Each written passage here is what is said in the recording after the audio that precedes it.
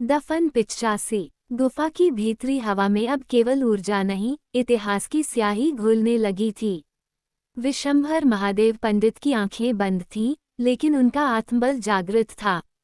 उनके हर मंत्र, हर चित्त के संकल्प के साथ गुफा की दीवारों पर कुछ प्रकाश रेखाएं उभरने लगीं, पहले मंद, फिर धीरे धीरे स्पष्ट, जैसे समय स्वयं किसी चित्रकार की तरह वहां अपना ब्रश चला रहा हो। पहली आकृति बनी। एक साधु आकृति में ध्यानस्थ अवस्था में बैठा था, उसके चारों ओर वलय घूम रही थीं। यह विशंभर थे। दूसरी आकृति बनी, जिसमें वे उस जीव से संघर्ष कर रहे थे। इस तरह से और भी आकृतियां बनने लगी। ये वही आकृतियां थीं जिन्हें अनिकेत ने गुफा में वर्तमान में देखा था। विशंभर थककर वहीं बैठे रहे। उनकी दृष्टि गुफा की दीवारों पर थी, जहां अब उनका संपूर्ण संघर्ष चिरकाल के लिए चित्र बन चुका था। उन्होंने शांति से आंखें मूंदी और कहा, अब ये चित्र बोलेंगे जो मैं नहीं बोल पाया, और भविष्य इन्हीं से जान पाएगा कि शक्ति सिर्फ जागरण नहीं, मर्यादा में बांधना भी होती है। गुफा के भीतर सब अंकित हो चुका था कि किस तरह उस जीव की ऊर्जा को उन्होंने बाहर आने से रोका। विशंभर महादेव पंडित समझ चुके थे, अगर यह ऊर्जा गांव तक पहुंच गई होती तो वहां कोई नहीं बचता। हे त्रिगुणात्मा, ये शक्ति न मेरे लिए है, न किसी के विरुद्ध, ये है संरक्षण के लिए। मेरे गांव के हर प्राणी, हर शिशु, हर वृक्ष को रक्षा मिले, चाहे इस शरीर का अंत क्यों न हो। वे अपना हाथ आसमान की ओर उठाते हैं, उनकी हथेली से एक रक्षा चक्र निकलता है, जो गुफा के भीतर से निकलकर सीधे गांव के ऊपर एक दृश्यरहित ढाल की तरह फैल जाता है। पर हर ऊर्जा मूल्य मांगती है। उनके बाल अब सफेद से राख होते जा रहे थे। चेहरा कृश हो चुका था, शरीर कांपने लगा था। उन्होंने कांपते स्वर में कहा, मुझे नहीं चाहिए कोई सम्मान, कोई स्मृति, बस इस शक्ति को इस भूमि से बांध दो। उनके हाथों की रेखाएं फटने लगी, नेत्रों से रक्त झरने लगा, पर उनकी मुद्रा अडिग थी। और अंत में गुफा में जो नीली लहर थी, वह जैसे वापस खींचती है, एक अदृश्य दीवार से टकराकर बिखर जाती है। आखिर गांव बच जाता है। अनिकेत चेतना रूप में सब देख रहा था। उसके भीतर एक आंधी थी। उसके नेत्र भर आए थे। दादाजी, आपने सब कुछ दे दिया, और बदले में क्या मिला? न सम्मान, न विश्वास, बस अकेलापन।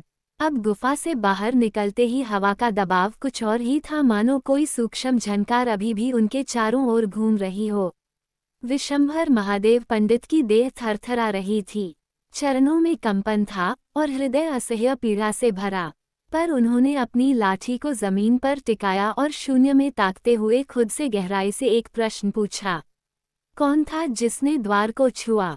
उन्होंने आसमान की ओर देखा। घने बादलों के पीछे चंद्रमा छिपा था, लेकिन उन्हें आभास हुआ, जो मणि स्थान से हटी वो मात्र चोरी नहीं थी, वो किसी विशेष शक्ति की पहचान थी। कोई उसे पहचानता था, कोई उसे जगाना चाहता था। उनके सामने अब 3 प्रश्न घूम रहे थे। द्वार कैसे खुला, जिसे उन्होंने स्वयं त्रिवेद मंत्र और स्वर्ण चाबी से सील किया था? उसका खुलना भीतर के किसी जानकार के बिना असंभव था।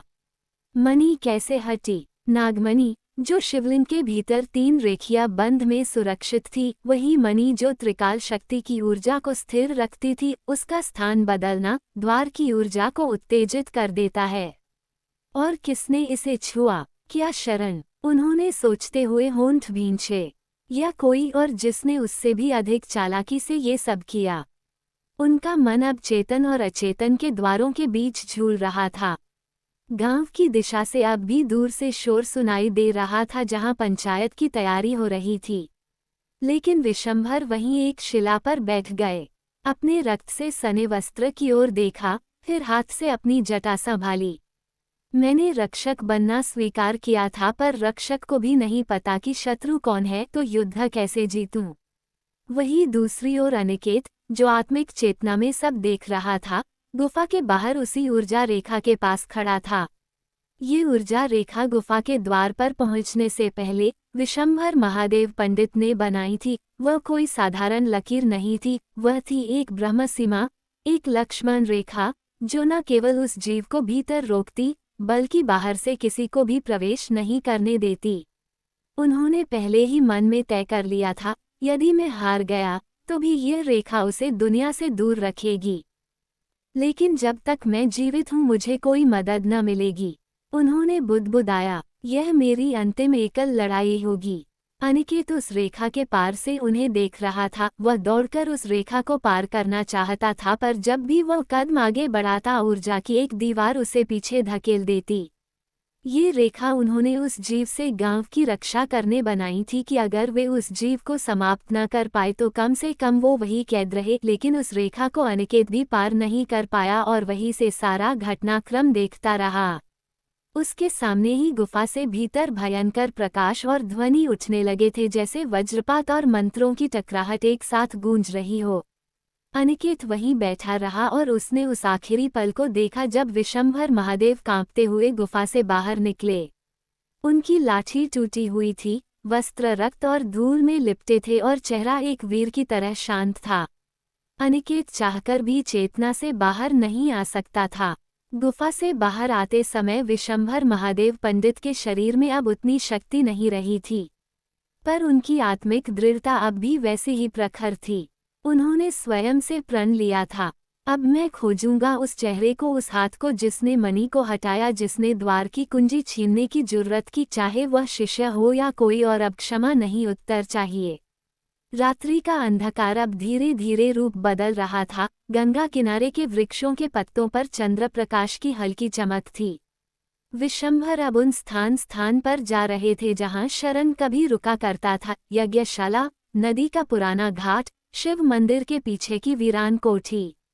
और तभी जैसे ही वे घाट के एक पुराने रास्ते से गुजरे, वहां एक क्षण ऐसा आया जहां उन्होंने कुछ असामान्य देखा। वहां सामने की झाड़ियों से एक युवक और युवती बाहर निकल रहे थे, धीरे धीरे चुपचाप, जैसे कुछ छिपा रहे हों। उनके कपड़े अस्त व्यस्त थे, बाल बिखरे थे, आंखें नीचे झुकी थीं और दोनों की सांसें तेज चल रही थीं। विशंभर ने पल भर को उन दोनों की ओर देखा और उनकी आंखें विस्तारित हो गईं। गंगा, शरण। एक क्षण को समय जैसे रुक गया। गंगा की आंखें भी उनसे टकराई। उसने मुड़कर देखा और सामने अपने भैया को देख उसके पैर कांपने लगे। लेकिन शरण के चेहरे पर न कोई अपराधबोध था, न ही शर्म, बल्कि एक तिरछी मुस्कान थी। तो ये था तुम्हारा त्याग, ये था तुम्हारा समर्पण। विशंभर के भीतर जो पीड़ा और क्रोध था अब उफान पर था। गंगा ने थरथराते स्वर में कहा, भैया मैं सिर्फ उसे। लेकिन शब्द अधूरे रह गए। विशंभर ने बस एक हाथ उठाया और कहा, अब नहीं, अब मेरे लिए न तुम मेरी बहन रही, न ये मेरा शिष्य। शरण मुस्कुराया, आपने खुद कहा था गुरुदेव, बलिदान से ही द्वार खुलते हैं। मैंने भी बलिदान किया है आपके विश्वास का। कपटी, तूने मेरी भावनाओं के साथ खिलवाड़ किया। तूने जो किया उसकी क्षमा नहीं है। अब बस एक मर्यादा बचा सकता है तो बचा ले और नीलमणि वापस रख दे। नहीं, वो मेरे कुल की संपत्ति है, उसे मैं हासिल करके रहूंगा और अब मैं वही जा रहा हूँ। कहता हुआ शरण जाने को हुआ। उसे जाता हुआ देख विशंभर बोले, पर याद रख, अब वो द्वार बंद हो गया है, तू अब उसमें प्रवेश नहीं पा सकता। इस पर शरण एकदम से उनकी ओर पलटता हुआ हंसा, गुरुजी, मेरे पास एक और कुंजी है, बिल्कुल आपके जैसी, ये देखिए। अगले पल एक स्वर्ण कुंजी उस अंधेरे में चमक उठी, जिसे देख विशंभर गुस्से से गंगा की ओर देखते हैं। इसका साफ अर्थ था कि मंत्रों से एक ही ताले की दो कुंजी तैयार कर दी गई थी। जो मंत्र गंगा को सुरक्षा के लिए सिखाए थे, आज वे उनके पछतावे का कारण बन गए थे। फिर उन्होंने शरण की ओर देखकर कहा, कुंजी को हासिल कर ली, पर अब जिन मंत्रों से बंध बांधा है उसे कैसे खोलेगे शरण? शरण एकदम से चीखा, क्या, क्यों बंद हुआ द्वार? वह चीखता हुआ विपरीत भागने लगा। उसे जाता देख गंगा वहीं भूमि पर बैठ गई। वह रो नहीं रही थी, पर उसकी आंखों में एक भयंकर पश्चाताप था। नीलमणि कहाँ है? शरण ने उस दरवाजे के पीछे क्या छिपाया था? किस कुल का था शरण? जानने के लिए कहानी पढ़ते रहे और कमेंट करना बिल्कुल न भूले। कहानी आगे जारी रहेगी। कहानी पसंद आने पर लाइक करें, सब्सक्राइब करें और अपने मित्रों से साझा करना न भूले। धन्यवाद।